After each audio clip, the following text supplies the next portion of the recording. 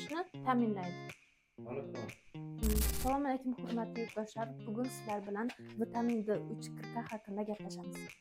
Nima uchun aynan sizlarga vitamin 3 D kirkani tavsiya etishlarimizni sabablarini birgalikda ko'rib chiqamiz. Vitamin D3 kirka chaqaloqlar organizmida kalsiyni so'rilishini ta'minlab beradi.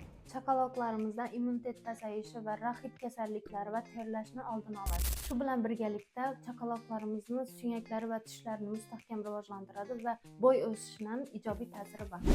Kafolatlangan kunlik dozasi chaqaloqlarimizga kunida 1 tabletkadan 10-15 mg suvda eritib berishlaringizni tavsiya etamiz. Vitamin D3 kirka tabletkamizni katta yoshdagilar ham bemalol iste'mol etsa bo'ladi, kunida 2-3 tabletkadan.